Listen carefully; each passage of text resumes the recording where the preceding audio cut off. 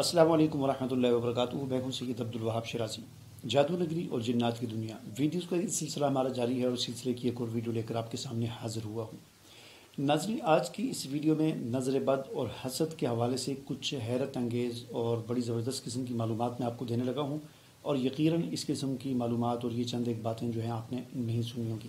لیکن اس سے پہلے میں تھوڑا سا نظر بد کے حوالے سے آپ کو کچھ اور چیزیں بتا دوں جو میں نے پہلے بھی کچھ ویڈیوز میں بتائی ہیں، اور امید ہے کہ آپ نے بھی اکثر یہ باتیں سنی بھی ہوں گی اور آپ جانتے بھی ہوں گے، لیکن بہت سارے ایسے لوگ بھی ہوں گے کہ جن کے لیے یہ حدیث اور یہ چیزیں نہیں ہوں گی۔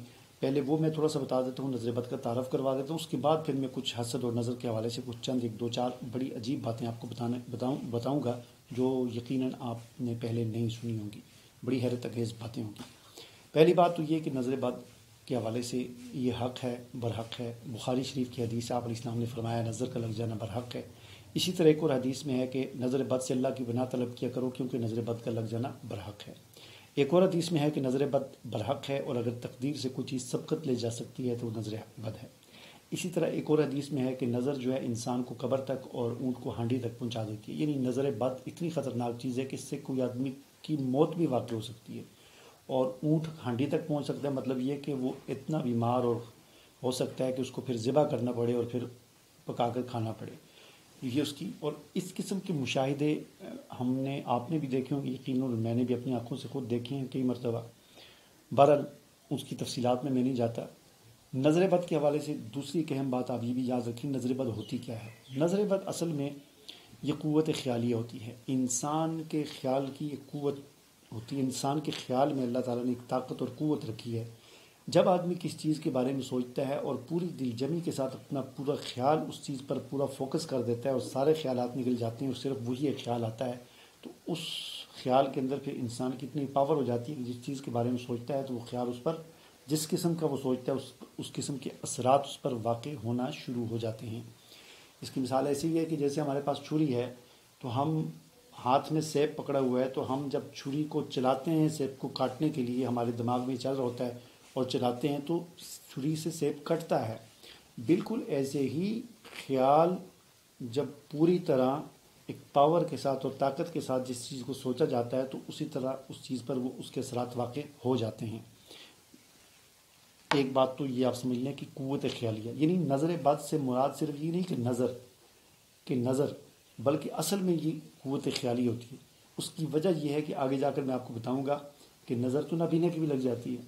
ایک آدمی ہے نابینے کی نظر کیوں لگتی ہے؟ اس کی تو نظر ہے ہی نہیں، تو پھر اس کی نظر کیوں لگی؟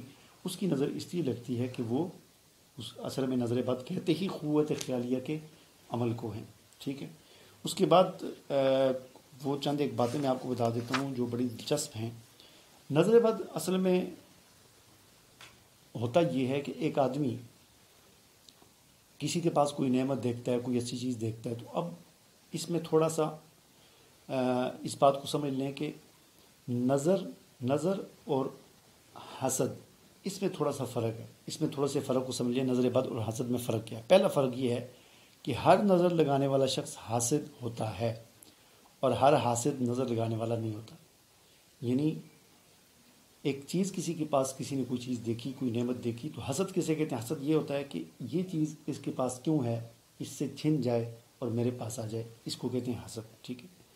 تو جو آدمی نظر لگا رہا ہے کسی کو، وہ تو لازماً حاسد ہے ہی ہے، لیکن ہر حاسد نظر لگانے والا نہیں ہوتا۔ یعنی کبھی ایسا ہوتا ہے کہ کوئی آدمی کسی پر حسد تو کرے لیکن اس کی نظر نہ لگے یا نظر نہ لگائے وہ، لیکن جس نے نظر لگائی ہے وہ یقیناً حاسد ہے ہی ہے، ٹھیک ہے۔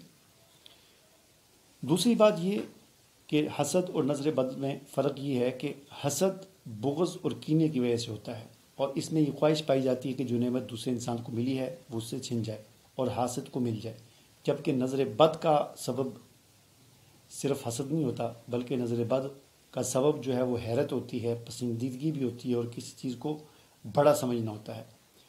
تو خلاصہ یہ ہوا کہ دونوں کی تاثیر جو ہے وہ ایک ہوتی ہے، لیکن ان کا سبب الگ الگ ہوتا ہے۔ نظر کا سبب حیرت ہوتی ہے، بعض اوقات کسی چیز پر آدمی بہت حیران ہوتا ہے تو اس کی نظر لگ جاتی ہے، اور جبکہ حسد کا سبب جو ہے وہ الگ ہے، وہ یہ ہے کہ انسان کے دل میں اس کے بارے میں حسد پیدا ہو جاتا ہے۔ تیسرا فرق یہ ہے کہ حاسد کسی متوقع کام کے متعلق حسد کر سکتا ہے، جبکہ نظر لگانے والا کسی موجود چیز کو ہی نظر لگا سکتا ہے، ٹھیک ہے۔ حاسد تو کسی ایک چیز ابھی کام ہوا ہی نہیں ہے، اسی لیے کہا جاتا ہے نا کہ بعض ایسی چیزیں ہوتی ہیں کہ ان کو اپنے رازوں کو رکھنا چاہیے۔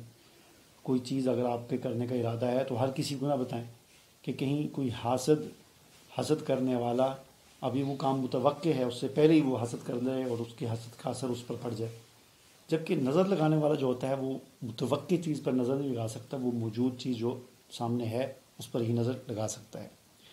چوتھا فرق حسد اور نظر کا یہ بھی ہے کہ انسان اپنے آپ سے حسد نہیں کر سکتا، انسان کو اپنے آپ سے حسد نہیں ہوتا، ہاں انسان اپنے آپ کو نظر لگا سکتا ہے۔ یہ بڑی عجیب بات ہوگی جو آپ نے یقیناً پہلی مرتبہ سنی ہوگی، کہ انسان کو اپنے آپ کی نظر بھی لگ جاتی ہے، ٹھیک ہے۔ حسد انسان اپنے آپ سے نہیں کر سکتا، حسد ہمیشہ دوسروں سے ہوتا ہے، لیکن نظر دوسروں کو بھی لگ سکتی ہے اور اپنی نظر اپنے آپ کو بھی لگ سکتی ہے۔ مثلا آپ نے بڑے اچھے کپڑے پہنے یا کوئی کام آپ نے بڑا اچھا کیا اور آپ اتنے حیران ہوئے کہ یہ کام میں نے کیسے کر دیا، تو یہ آپ کی اپنی نظر بھی آپ کو لگ سکتی ہے، اس لیے اپنے کاموں کو پر بھی اتنے زیادہ حیران نہ ہوا کریں، ٹھیک ہے۔ پانچواں فرق، حسد صرف کینہ پرور انسان ہی کرتا ہے، جبکہ نظر نیک آدمی کی بھی لگ سکتی ہے، ٹھیک ہے۔ نظر میں چونکہ حیرانگی والا پہلو پایا جاتا ہے، تو حیرانگی جو ہے وہ آدمی کو اپنے بچوں پر بھی ہو سکتی ہے، اپنے آپ پر بھی ہو سکتی ہے، اس میں کوئی حسد والا پہلو تو ہے نہیں ہے۔ تو نظر ہر کسی کی لگ سکتی ہے، مطلب دشمن کی بھی لگ سکتی ہے، دوست کی بھی لگ سکتی ہے، باپ کی اپنے بچوں کو، ماں کی اپنے بچوں کو بھی لگ سکتی ہے، لیکن حسد جو ہوتا ہے یہ جو ہے یہ صرف کینہ پرور انسان ہی کرتا ہے۔ اچھا، ایک اور چیز یہ کہ نظر بد کے اثر سے بچنے کے لیے کیا کیا جائے، یہ بڑا اہم سوال ہے۔ اس کی ہمیں رہنمائی جو ہمیں قرآن سے ملتی ہے اور جو ہمیں حضور نبی کریم صلی اللہ علیہ وسلم کی تعلیمات سے ملتی ہے وہ یہ ہے، کوئی بھی چیز، کوئی بھی نعمت، کوئی بھی اچھی چیز، چاہے وہ اپنے پاس یا کسی اور کے پاس ہم دیکھیں، تو ہم ماشاء اللہ لا حول ولا قوت الا باللہ کے لیے کریں، صرف ماشاء اللہ کے لیے کریں، یا ساتھ پورا پڑھ لیا کریں لا حول ولا قوت الا باللہ کے ساتھ پڑھ لیا کریں۔ انشاءاللہ اس کے پڑھنے سے حسد بھی نہیں ہوگا اور نظر بھی نہیں لگے گی، یہ ہمیں تعلیمات دی ہیں۔ باقی نظر بد کے علاج کے حوالے سے دیکھیں، نظر بد کا علاج جیسا کہ میں نے عرض کیا کہ اس میں حسد والا معاملہ بھی ہوتا ہے اور نظر ویسے بھی لگ سکتی ہے، تو اس کے لیے سب سے بہترین تعلیمات وہی ہیں جو حضور نبی کریم صلی اللہ علیہ وسلم نے ہمیں دی، کہ صبح شام کے جو مسنون اذکار ہیں، خاص طور پر سورہ فلق اور سورۃ الناس، یہ صبح پڑھ لیں، شام پڑھ کے اپنے اوپر دم کر لیں، ہاتھوں پہ دم کر کے پورے جسم پر پھیر لیں، انشاءاللہ جس دن آپ نے پڑھا ہوگا اس دن آپ کو نظر نہیں لگے گی، آپ اللہ کی پناہ میں آ جائیں گے۔ یہ بڑی پروٹیکشن ہے، حفاظت ہے ایک قسم کی۔ نظر اگر کسی کو لگ جائے تو کیا کیا جائے، یہی صورتیں دم بھی کر سکتے ہیں۔ اس کے علاوہ حدیث سے جو ہمیں رہنمائی ملتی ہے وہ یہ ہے کہ اگر ہمیں پتہ چل جائے کہ نظر کس کی لگی ہے، وہ متعین ہو جائے، اس شخص کا ہمیں پتہ چل جائے، تو اس سے ہم پھر کوئی غسل وغیرہ یا وضو وغیرہ کروا لیں، اور وہ جو اس کا پانی ہوگا، جس پانی سے اس نے غسل کیا ہے یا وضو کیا ہے، یعنی جو اس کے جسم کے ساتھ ٹچ ہو کر الگ ہوا ہے، تو اس پانی کے ساتھ جس کو نظر لگی ہے اس کو غسل دیں، اور اس سے اس کی نظر اتر جائے گی۔ یہ رہنمائی اور اس قسم کا واقعہ بھی ہمیں حدیث میں ملتا ہے جو اپنی میں نے دوسری ویڈیوز میں بتا دیا ہے۔ تو اس طریقے سے آپ نظر بد کا علاج کر سکتے ہیں۔ مجھے اجازت دیجیے، اللہ حافظ۔